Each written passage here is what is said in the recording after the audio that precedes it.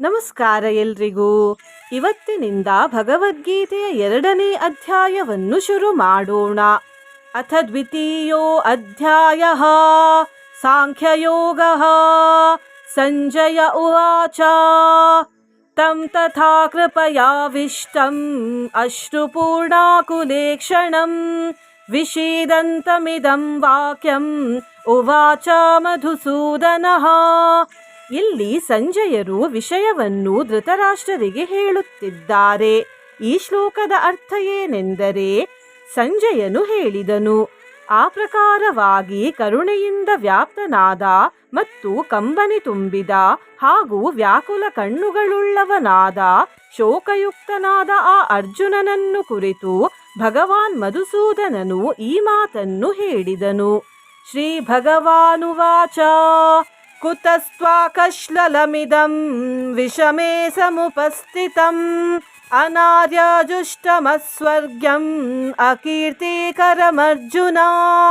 ಭಗವಂತನು ಹೇಳಿದನು, ಹೇ ಅರ್ಜುನ, ನಿನಗೆ ಆ ಸಮಯದಲ್ಲಿ ಅರ್ಥಾತ್ ಯುದ್ಧಾರಂಭದ ಸಮಯದಲ್ಲಿ ಈ ಪ್ರಕಾರದ ಮೋಹವು ಯಾವ ಕಾರಣದಿಂದ ಪ್ರಾಪ್ತವಾಯಿತು?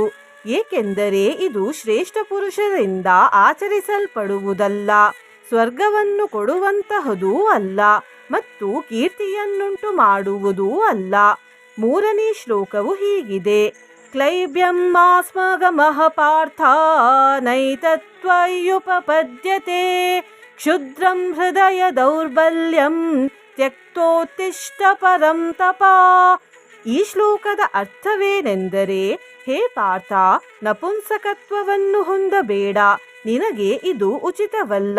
ಹೇ ಪರಂತಪ, ಹೃದಯದ ತುಚ್ಛವಾದ ಈ ದೌರ್ಬಲ್ಯವನ್ನು ತ್ಯಜಿಸಿ ಯುದ್ಧಕ್ಕಾಗಿ ಎದ್ದು ನಿಲ್ಲು.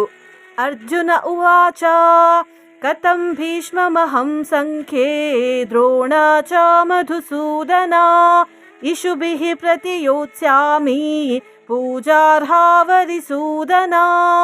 ಅರ್ಜುನನು ಹೇಳಿದನು, ಹೇ ಮಧುಸೂದನ, ನಾನು ರಣಭೂಮಿಯಲ್ಲಿ ಬಾಣಗಳಿಂದ ಭೀಷ್ಮ ಪಿತಾಮಹರ ಮತ್ತು ದ್ರೋಣಾಚಾರ್ಯರ ವಿರುದ್ಧ ಯಾವ ಪ್ರಕಾರ ಯುದ್ಧ ಮಾಡಲಿ?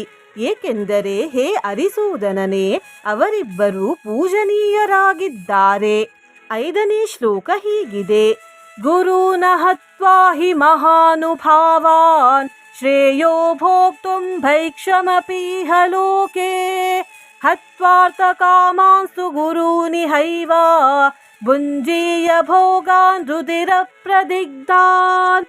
ಈ ಶ್ಲೋಕದ ಅರ್ಥವೇನೆಂದರೆ, ಅದಕ್ಕಾಗಿ ಈ ಮಹಾನುಭಾವರಾದ ಗುರುಜನರನ್ನು ಕೊಲ್ಲದೆ ನಾನು ಈ ಲೋಕದಲ್ಲಿ ಭಿಕ್ಷೆಯ ಅನ್ನವನ್ನು ತಿನ್ನುವುದು ಶ್ರೇಯಸ್ಕರವೆಂದು ಭಾವಿಸುತ್ತೇನೆ.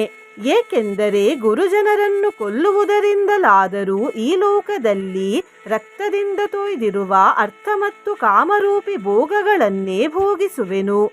ನ ಚೈತದ್ವಿದ್ಮಃ ಕತರನ್ನೋ ಗರೀಯೋ ಯದ್ವಾ ಜಯೇಮ ಯದಿ ವಾ ನೋ ಜಯೇಯುಃ ಯಾನೇವ ಹತ್ವಾ ನ ಜಿಜೀವಿಷಾಮ ಸ್ಥೇ ಅವಸ್ಥಿತಾಃ ಪ್ರಮುಖೇ ಧಾರ್ತರಾಷ್ಟ್ರಾಃ.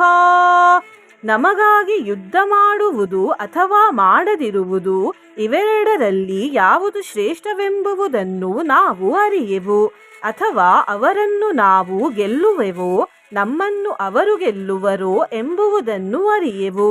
ಮತ್ತು ಯಾರನ್ನು ಕೊಂದು ನಾವು ಜೀವಿಸಿರಲು ಇಷ್ಟಪಡುವುದಿಲ್ಲವೋ ಅವರೇ ನಮ್ಮ ಆತ್ಮೀಯರಾದ ಧೃತರಾಷ್ಟ್ರನ ಪುತ್ರರು ನಮ್ಮ ಎದುರು ಪ್ರತಿಸ್ಪರ್ಧಿಗಳಾಗಿ ನಿಂತಿದ್ದಾರೆ. 7ನೇ ಶ್ಲೋಕವು ಹೀಗಿದೆ.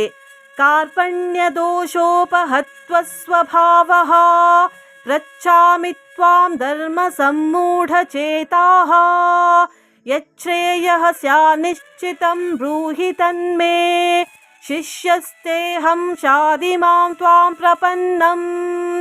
ಆದ್ದರಿಂದ ಹೇಡಿತನ ರೂಪಿ ದೋಷದಿಂದ ನಷ್ಟವಾಗಿರುವ ಸ್ವಭಾವವುಳ್ಳವನು ಹಾಗೂ ಧರ್ಮದ ವಿಷಯದಲ್ಲಿ ಮೋಹಿತ ಚಿತ್ತನಾಗಿರುವ ನಾನು ನಿನ್ನಲ್ಲಿ ಪ್ರಾರ್ಥಿಸುವುದೇನೆಂದರೆ, ಯಾವ ಸಾಧನವು ನಿಶ್ಚಯವಾಗಿ ಶ್ರೇಯಸ್ಕರವಾಗಿದೆಯೋ ಅದನ್ನು ನನಗಾಗಿ ಹೇಳು.